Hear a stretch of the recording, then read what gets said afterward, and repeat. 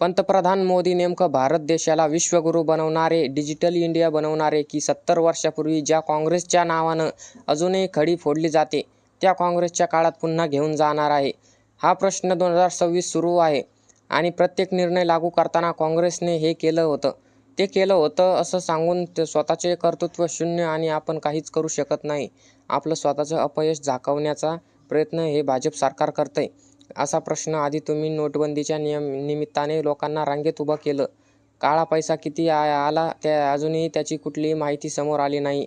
त्यानंतर कोरोना आला. लॉकडाऊनमध्ये तुम्ही हातामध्ये चमचा आणि ताटल्या घेऊन लोकांना वाजवायला लावल्या.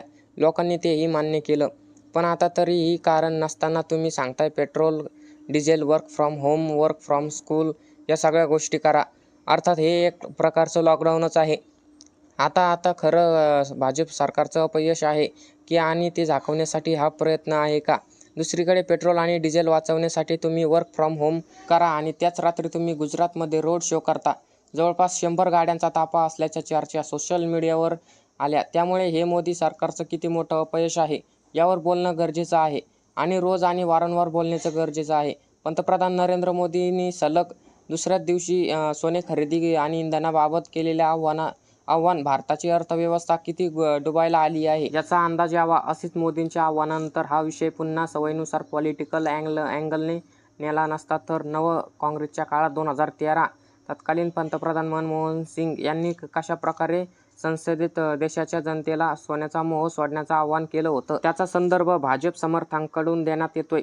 तर दुसरीकडे भाजप विरोधक मोदींनी कशा पद्धतीने निवडणुकीनंतर देशाचं वास्तव्य जनतेसमोर आणून एक प्रकारची देशाची दिशाभूल केली याबाबत टीका करताना दोन्ही बाजूंकडून होणाऱ्या राजकीय टीकेला लोक अक्षरशः वैतागले आहेत. काँग्रेसने असं केलं म्हणून आम्ही असं केलं हे समर्थन करायला भाजप सरकार काही काल परवा सत्तेत बसले असं नाहीये. तब्बल 3 टर्म एखादं सरकार देशातून निवडून येत असताना आधीच्यांनी केलेल्या चुका निस्तारण्यासाठी एवढा कालावधी पुरेसा असतो. आताच्या आर्थिक परिस्थितीचा खापर पूर्णपणे पश्चिम आशिया युद्धावर फोडणं अत्यंत चुकीचं. भाजपने निवडणुकीच्या काळात ज्या पद्धतीनं राजकारणामध्ये लाडकी बहीण योजनेसारखी रेवडी संस्कृती जन्माला घातली ते म्हणजे भारतीय अर्थव्यवस्थेवरील आघात नव्हता का याचं उत्तर आज लेख मागताय. आज सर्वसामान्य नागरिक कोणत्या आर्थिक खाईत जगत आहे हे समजून घेण्यासाठी काँग्रेस सरकारचा 2013चा शेवटचा काळ आणि आजचे भाजप सरकार यांच्यातील किमतीची तुलना करणं गरजेचं ठरतं. 2013 काय स्थिती होती त्यावर आपण आज एक नजर टाकणार आहोत. सोनं होतं अंदाजे 30,000 रुपये प्रति ग्राम, पेट्रोल अंदाजे 60 ते 70 रुपये लिटर, डिझेल अंदाजे 45 ते 50 रुपये लिटर, घरगुती LPG सिलेंडर 400 रुपये डॉलरच्या तुलनेत रुपया होता 60 ते 65 रुपये. आता हा व्हिडिओ शूट करताना होत असताना या सर्वांचे नेमकं काय दर आहेत तेही पाहूयात. सोनं आहे दरम्यान 1.5 लाख रुपये प्रति ग्रॅम, पेट्रोल आहे 106 रुपये लिटर, डिझेल आहे 95 ते 100 रुपये लिटर, घरगुती गॅस साधारण 950 रुपये, डॉलरच्या तुलनेत रुपया पोहोचला तब्बल 95 रुपये 35 पैसेवरील आकडेवरील महागाईचा दर साधारण 6% जरी धरला तरी तेव्हाची तुलनेत आता वाढलेली महागाई ही सर्वसामान्य जनतेला होरपळून काढणारी. 2013 मध्ये जेव्हा रुपया प्रति डॉलर 60-65 वर पोहोचला होता तेव्हा भाजप प्रचंड आंदोलन केलं होतं. आज भाजपच्या काळात रुपया ऐतिहासिक निश्चिता पातळीवर घसरलाय. रुपया घसरल्यामुळे आयात महाग होते आणि पर्यादेशिक देशातील प्रत्येक वस्तू महाग होते.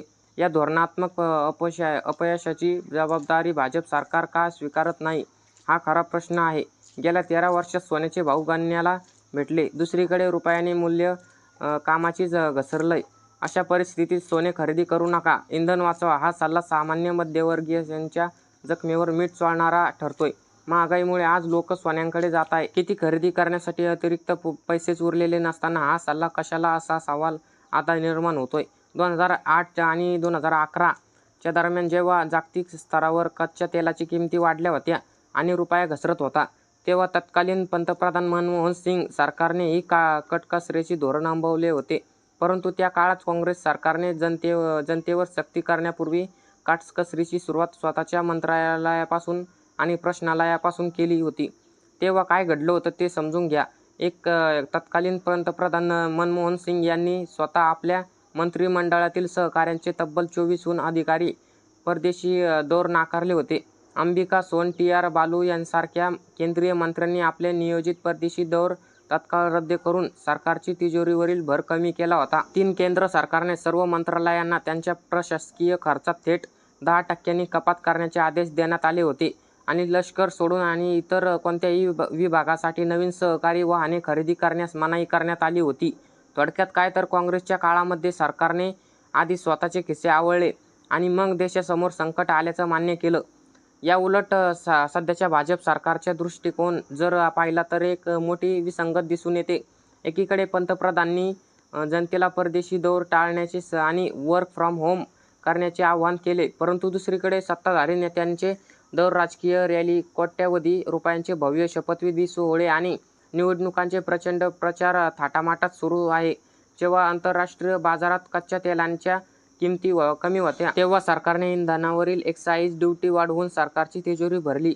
परंतु आता जेव्हा संकट आला आहे तेव्हा कर कमी करून जनतेला दिलासा देण्याऐवजी इंधन कमी वापरा, मेट्रोचे प्रवास करा असा सल्ला दिला जातोय. आणि राजकीय दृष्टिकोनातून पाहिल्यास भाजप सरकारची ही भूमिका त्यांच्या पॉलिसी फेल्युअरचे लक्षण मानली जाते. पश्चिम बंगाल सह 5 राज्यांच्या निवडणुका संपेपर्यंत देशात आर्थिक संकट असल्याचं लपवलं जात आहे आणि निवडणुका संपताच अचानक जनतेला त्यामागची आठवण करून दिली जाते. त्या जागी आठवण करून दिली जाते हा विरोधकांचा आरोप सर्वसामान्यही पटणारा आहे. नेतृत्व ते असते जे संकटाच्या वेळी स्वतः पुढे येऊन त्याग करते. आज देशातील मध्यम वर्ग आधीच महागाई, बेरोजगारी आणि कार्याच्या ओझ्याखाली दबलेला आहे. अशा वेळी सरकारने जनतेला काटकसरीचे धडे देण्यापेक्षा स्वतःच्या मंत्र्यांचे दौरे, VIP संस्कृती आणि सरकारी जाहिरातीवरील उधळपट्टे थांबवून आधी स्वतः करून दाखवावे ही जनतेची खरी अपेक्षा आहे. नाहीतर राहुल गांधी म्हणतात त्या पद्धतीने सध्या भाजपला किती मोदींना सरकार चालवणं कठीण आहे. इंधन, पेट्रोल, सोने, बियाणे, work from home, work from शाळा घरून करा, क्लासेस घरून करा हे मोदी सरकारचं अपयश आहे आणि ते झाकवण्यासाठी हे. तुम्हाला याबद्दल काय वाटतं कमेंट करून नक्की सांगा. आणि असेच माहितीपूर्ण व्हिडिओ बघण्यासाठी आपल्या महाराष्ट्राची बातमी या यूट्यूब चॅनलला सबस्क्राईब करायला विसरू नका. धन्यवाद.